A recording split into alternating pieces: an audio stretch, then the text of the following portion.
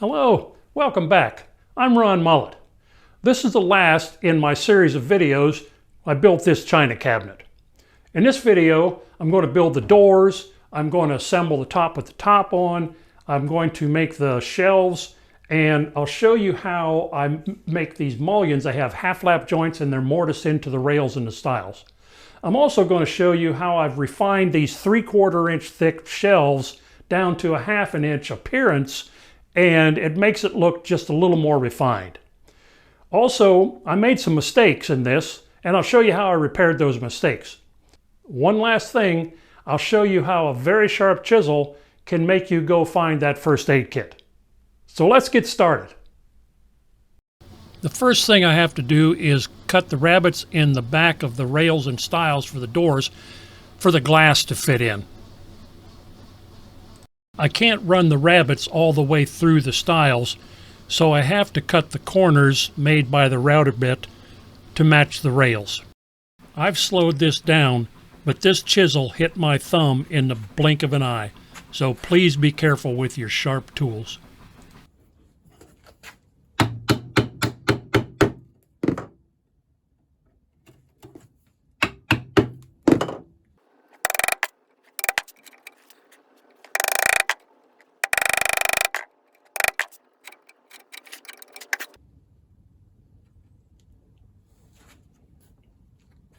Now that I have the rabbets cut in the door frame, this will be the glass. It's 1/8 of an inch thick, and then I'll put a piece of cherry to hold the glass in.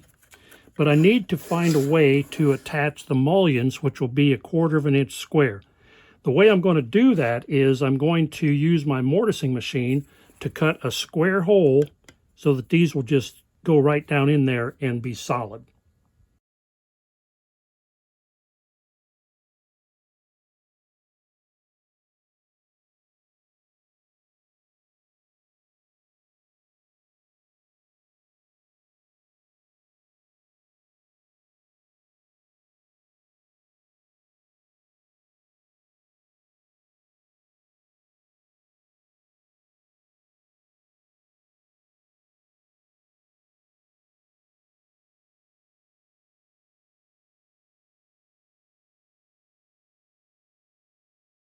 I've put in a dado blade that is 1/4 of an inch wide, and I used a scrap piece and just kind of snuck up on the 1/8 of an inch deep. Now I've also added a stop block here, and I'm going to do all 4 of them at the same time.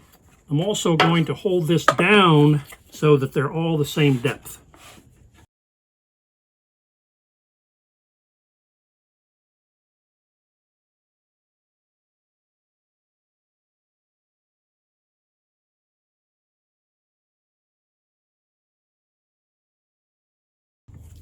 All right, let's see if these fit. Goes there.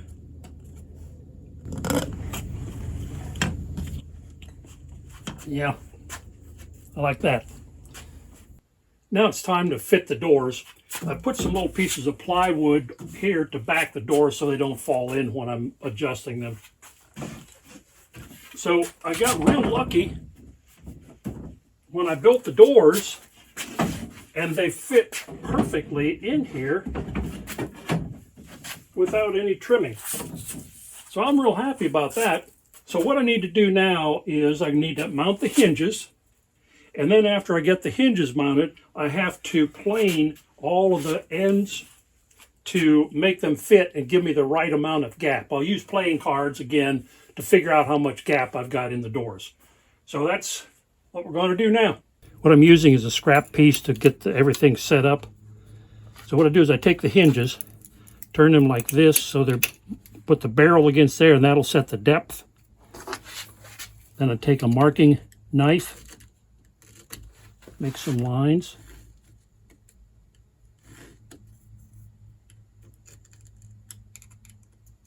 Now I've set my router.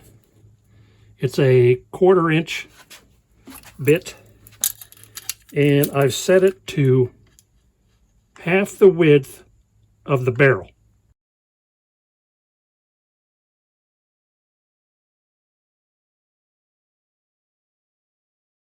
The nice thing about using a marking knife, it leaves a nice little groove there to set your chisel in.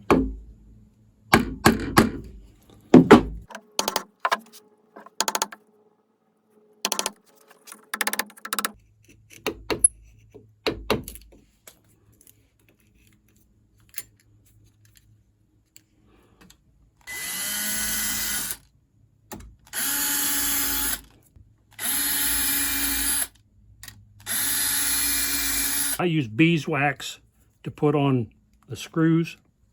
Makes them much easier to go in and it doesn't break the screw head off.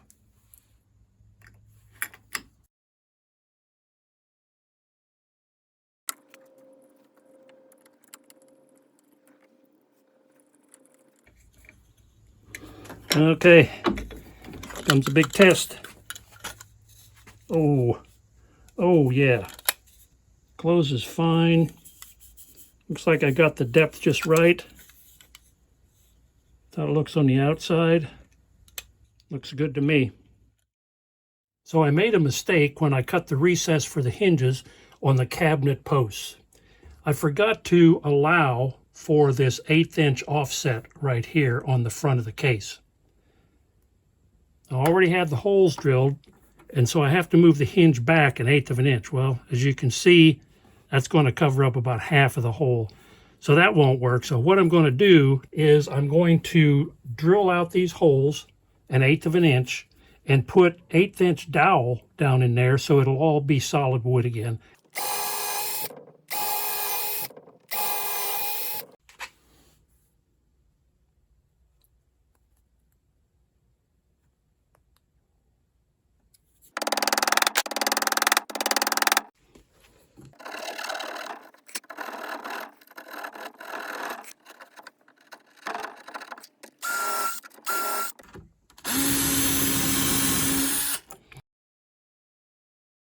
Yep, looks good. Start trimming the door by trimming the bottom first.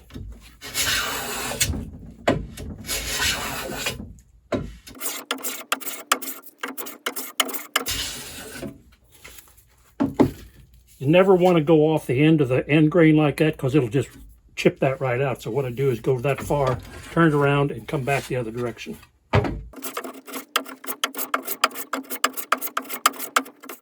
Going to see how that fits now. All right, I can see where I've taken off the bottom to get the gap at the top. I can get 2 playing cards in there real easily. What I want to end up with is 4 playing cards on bottom and top. So I'll have to take some more off the bottom. And once I get the 4 cards in here, then I'll turn it and then start taking it off the top to get the equal distance.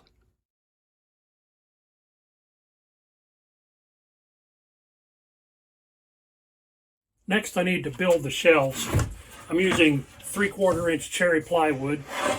I put a strip of 1/2 inch thick cherry on the front to cover up the plies and the plywood, and I have to trim this down on both sides. What I'm going to use is a flush trim bit in my trim router to level these edges off.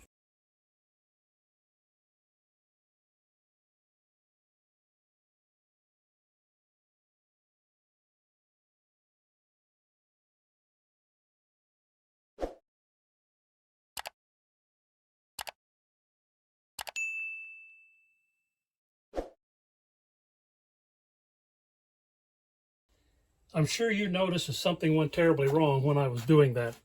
This piece of the trim chipped out big time. This trim was sticking out about 1/4 of an inch below the plywood, and I got too aggressive when I came in here and it just caught this and ripped it out. What I should have done is, like I finished up, going backwards in a climb cut to work this down until I was close enough I could bring it in this direction. So, lessons learned. You always learn from your mistakes. But this will be okay because I'm going to chamfer the bottom edge of this shelf. So that will all disappear. All right, I've got the corners cut out in the shelf to fit in the cabinet. This 3/4 inch plywood just looks too wide for the look of the shelf. So what I'm going to do, I'm going to chamfer the bottom edge so that it ends up, the front edge is going to be 1/2 an inch, with a chamfer going back. It gives it just a smaller detail that to me just looks a little more refined.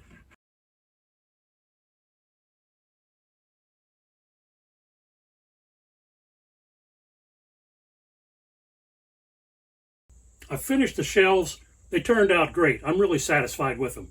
Next, I'm going to build the top of the cabinet. Now, I don't have any more cherry plywood, and I'm getting low on cherry itself. So I found this piece of birch plywood. It's 3/4 of an inch thick. And what I'm going to do is I'm going to attach 4 inches of cherry around the outside edge of this. And when you look at the cabinet, all you'll see are these cherry boards. I'm 6'4", and I can't see the top of this cabinet. So I don't think anybody's going to notice that it has birch plywood up there. Whew, there you go. There was a lot of glue surfaces here and kind of tricky getting this stuff all lined up and flush. I've got pipe clamps running the length of it, and then these parallel clamps holding it all together this way. I'll probably stain this as close as I can get to cherry, because this is going to be on the inside of the cabinet. So we'll see. All right, the top is out of the clamps. I sanded it all down, trimmed off the edges just a smidge, and now this is ready to be installed on the top. I've still got some final sanding to do and some little tweaks and adjustments to make, and then it's time for the spray booth. If you're wondering what this contraption is here, I want to make a video soon about the things that I use in my shop that just makes it easier for me to do my work. And hopefully it'll help you out in some way too. So be looking for that one. I never stain any of my cherry projects. This wood will darken over time to a very nice, beautiful brown. I use a clear water-based top coat. After the first coat, I sand everything with 400 grit paper. After the third coat, I rub it down vigorously with a brown paper bag. This adds a really nice sheen and a very smooth touch. I'm really pleased with the way this cabinet turned out, and my wife is very happy. Thank you for watching. I hope you enjoyed this video. Let me know what you think in the comments below and hit that subscribe button. If you want to see more of my woodworking videos, check out these playlists. Until the next time, enjoy your woodworking.